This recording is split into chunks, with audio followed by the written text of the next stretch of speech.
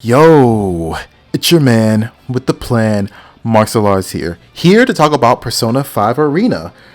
For many of those who don't know this about me, I was a big fan of the Persona 4 Arena games back when they came out back in the day on the PS3, and it's actually one of my favorite fighting games, pretty much right next to Soul Calibur, and I just loved so much about this game. I just loved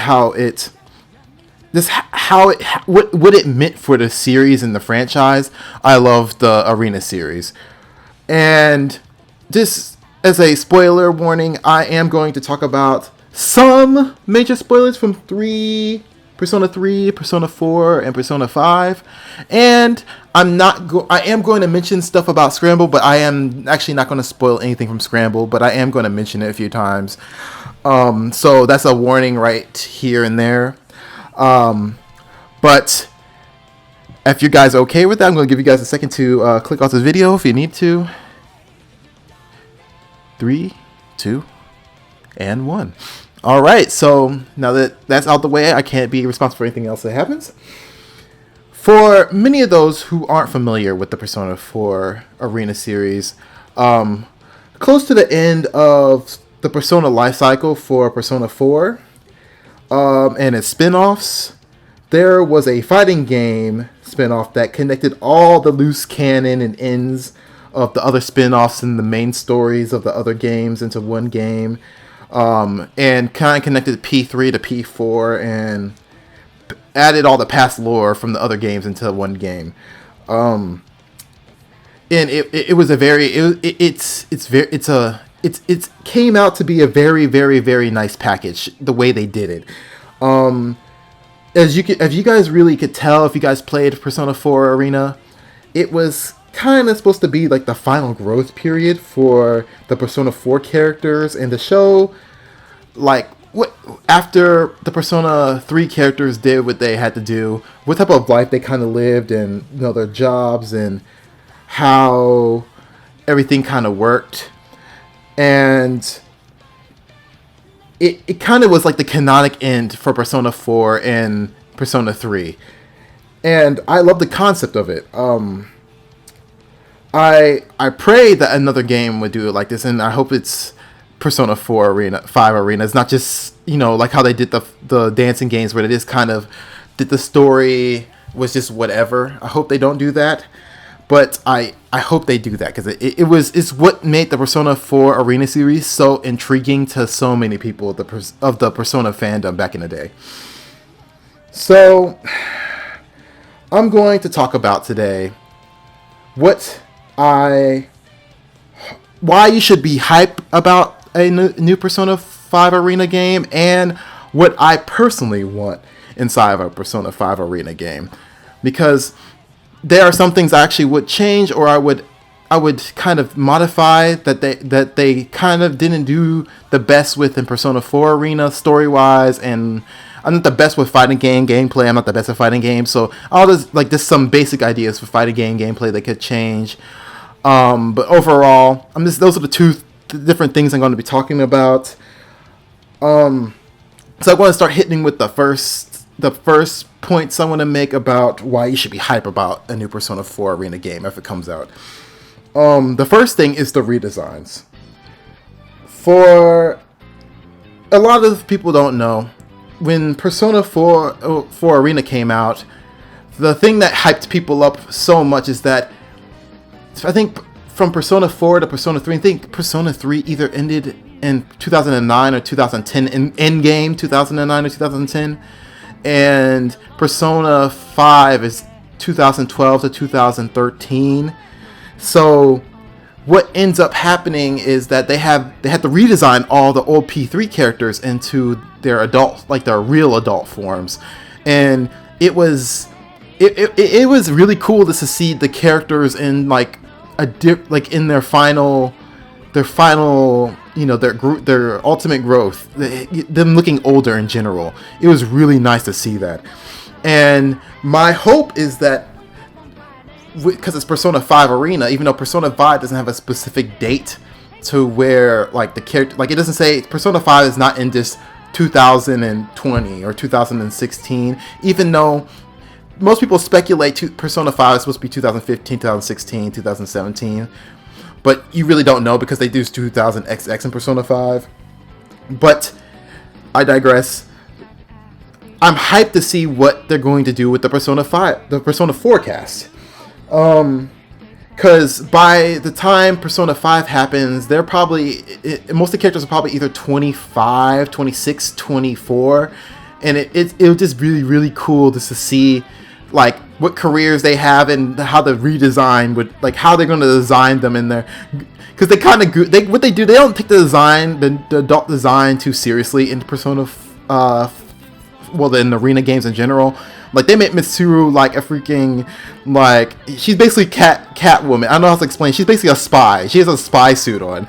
Akihiko has a freaking, has his shirt ripped off, has bear claws on his chest, like he's a freaking anime protagonist.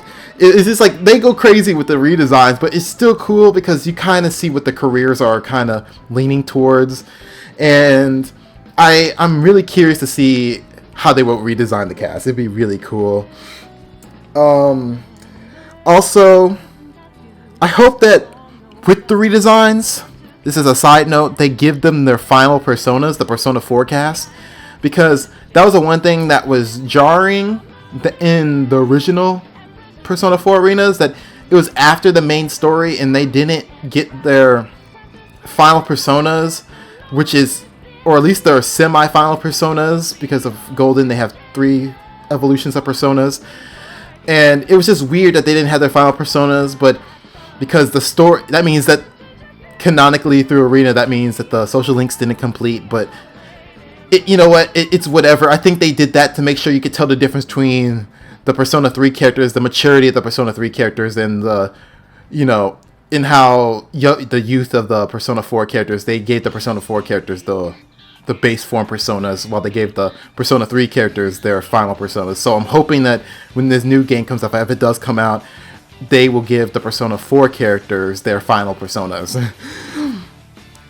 Alright, the second thing that the second reason why you should be hyped about a new Persona 5 arena game is the progress of your old characters story-wise.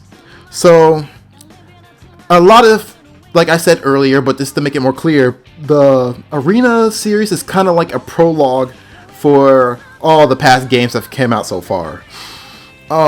It kind of like shows you some of the steps that the characters have taken after the main story, and it will kind of give them it'll kind of show you how they matured past the faults that they had in the games beforehand, which is really nice, because they kind of did that, because I like Ken a lot more because of the Persona 4 Arena series, because Ken was really annoying and really kind of bratty to me, but in the Persona 4 Arena series, they kind of gave him this, like, he's still kind of, he's the same character, but they gave him a different angle of the same type of personality trope.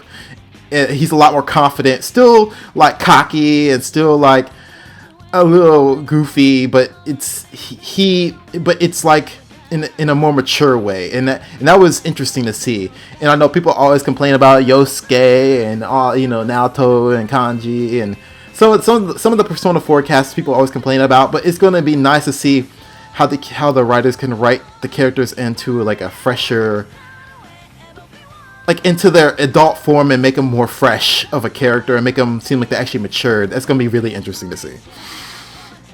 Another reason why you should be hyped for Persona 5 Arena, almost said 4. It will give you closure, and it will combine, it will give you the right canon for all the spin-off games, because this is not really a spoiler, because it's known even before people play the game that because Persona 5 Scramble was developed at the same time as Persona 5 R, that the writing does not really prove or disapprove of the story being of of the Persona 5R and Persona 5S being canon to each other. And for those who don't know, in the arena games, they're really good at like just connecting all of the loose strings together. They're really good at like, oh yeah, this is true. They didn't talk about Kasumi because she's on training, yada yada yada, and these characters are are connected to the Persona 5R because of this and this. They're really good at like in the arena games, kind of ironing out the lore. So, because they kind of just take all the games that they've known and they just iron it out. Everything that you're not sure about, or you're like, that's really weird, they kind of mention it in some form or way in the arena game, just to make sure everything goes canon from here on out. So that's something that you should really be hyped for, because I know that's a big question and a big concern that many people have about the Persona 5 series recently, is how the canon all fits together, because they're normally really good with it. And I did play Scramble, and they didn't disapprove or approve anything. Alright, so one of the last reasons why you should be really hyped for the new Persona 5 arena game is that it's one of the most unique fighting games I've ever played. And one of my favorites, just because of some of the mechanics. It's not the most balanced, though. Keep in mind, it's not the most competitive. Like, if you're really hardcore, there's some characters that are clearly better than other characters. It's just very obvious, just because of the abilities they have, and it's one of those games they focus on making the characters more accurate to the original canon and combat wise, versus actually making them balanced. Like Elizabeth was both really broken at sometimes and sometimes really weak. And I think Margaret was just god tier, from what I remember. And narukami was god tier too. But like the status effects when you play the game, there's actually status effects in the fighting game, like, which is really rare. I don't know of in many fighting games that actually have active status effects. They have all the status effects that they had in 4. I think they had confusion. They have tired. They had the Mudo insta kill. They had all of that stuff. It was just so cool just to having status effects in the game, because it brought another layer to the game that I actually really appreciate. And then another thing you should be really like inside of that same category. That also, a lot of the characters have a lot of unique abilities. Every character, you play a lot of fighting games, and the only differences between the characters is their movements and like their armor. Persona 4 Arena is a game to where if you played it, you find out that almost every character has an interesting mechanic that's really cool. Like, it makes them so different from each other. So it's not just their movements, it's their personas different, the stats effects they can deal out is different, and their mechanic is different, and their movement is different. So it's just, every character feels so unique. The next thing on the line of why, like, the unique fighting game mechanics they have in there is they also have a lot of unique dialogue. Like, almost every character, I would say like 90% of the characters have different dialogue for each other in game and out of out of combat. There's not that much generic dialogue in the game. And that's something I really, really appreciated when I played the game. It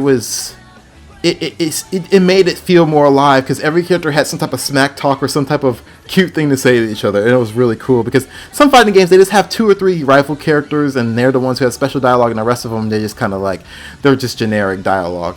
So I really appreciate that when I play Persona 5 or 4 Arena. I'm getting my numbers mixed up. I'm talking about Persona 4 Arena. And I think that's pretty much a lot of the stuff I like about the combat in general. But there's some other things that people really don't talk about. Like, there's a mission mode that has so many unique, like, little missions. I still something I'm the best at, because I'm not the best at fighting games, but it's something that I've seen people enjoy thoroughly.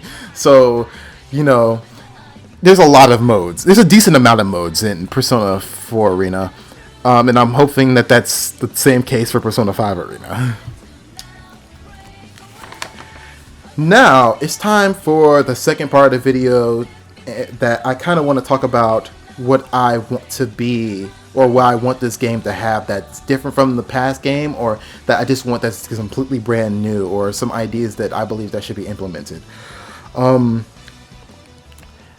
many of those who don't know, Persona 4 Arena and Persona 4 Arena Ultimax, they both have a story that is semi-based in the lore of the Persona 3 world, and it was fine, but I'm learning when it comes to fighting games that are based off of spin-offs, the more it draws on the source material, the better.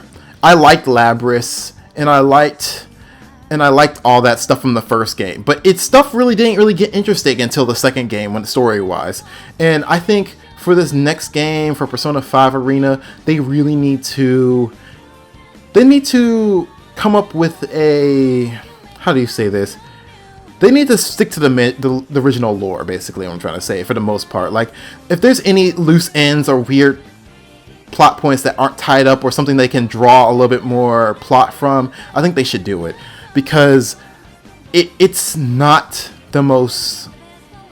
It's not cool when you play...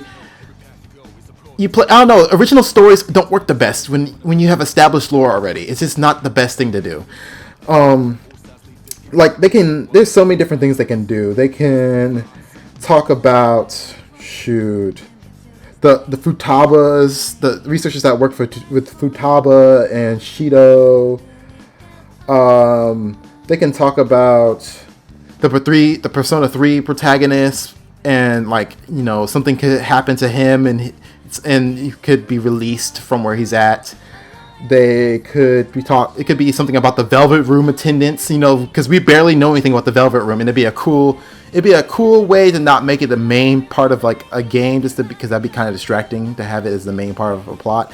But it could be somewhere to discover more about the Velvet Room attendants, since they're so mysterious.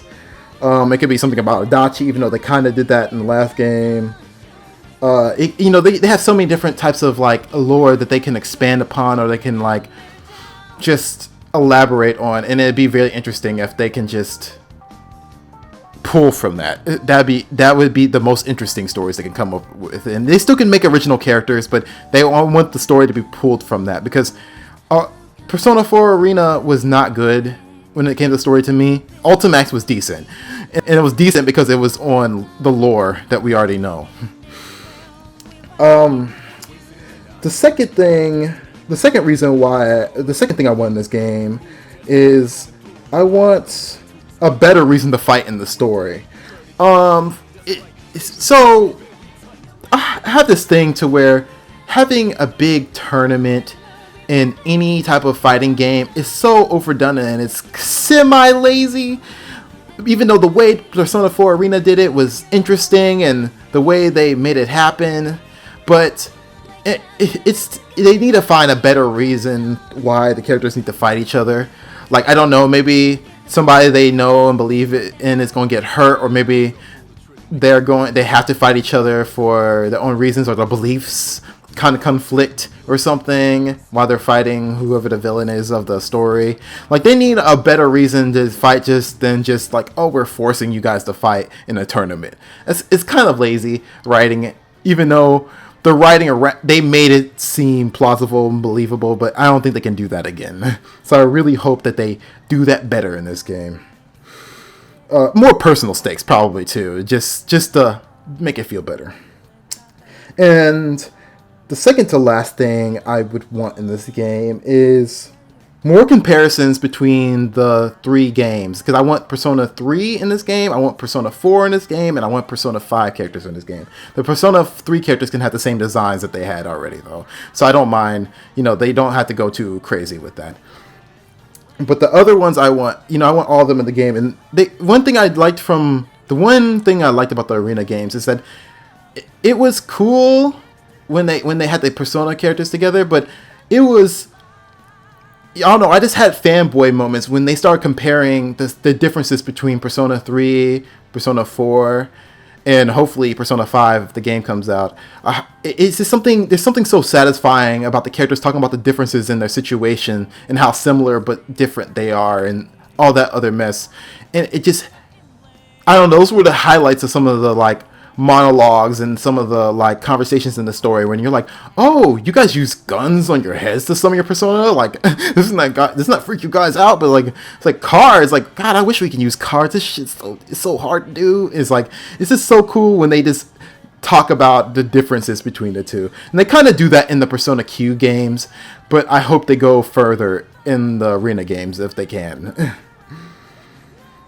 And the last thing I want to talk about is that, like, I kind of touched on it earlier as my earlier point, but I really do hope that they connect the loose ends of all the Persona 5 spin-offs canonically, which right now I think there's only 2 or 3 of them. I think it's Scramble, R, and I don't know, do you count the dancing games? I don't think the dancing games have an actual canon for Persona 5, but I think it'd be just cool to have a nice coherent, like, you know, this Kasumi is canon and she was in Scramble because of this, or you know, Akechi is really this because if you were confused, because he really was the reason why this succeeded, yada yada yada. And it'd just be cool. They can really tie up the story. They really are good at tying up the stories, at least in the past arena games. There's only been one series of arena games, but they're really good at tying up the stories in those games. And I'm really, really, really excited to see what else they can really, like, how they can handle tying up the lore, because it's also fascinating how they do that. And so they can just finalize the Persona 5's cast, and it'll basically be the end of the Persona 5 series, basically, of at least the focus of the Persona 5 series. They might have 1 or 2 more spin-offs, but it won't be as important as R and Scramble and the arena game. It'll just be, you know, the usual. But yeah, if you like this video, you know, please give me a thumbs up and or a thumbs down, doesn't matter which one, and hit the subscribe button and the little bell icon to join the rebellion, because I'm only best new friends. If this was an incoherent mess, please tell me down below if you needed some more information, or if I stuttered too much, or there was something that you just any misconception at all, and you just need some help understanding. Please hit the comment section down below, and I'll try to get to you as fast as I possibly can. And I'd like to say thank you for all the support and love, and I will see you guys in next video and or stream. So make sure you guys have a damn good one. Bye bye. Bye bye. Bye bye.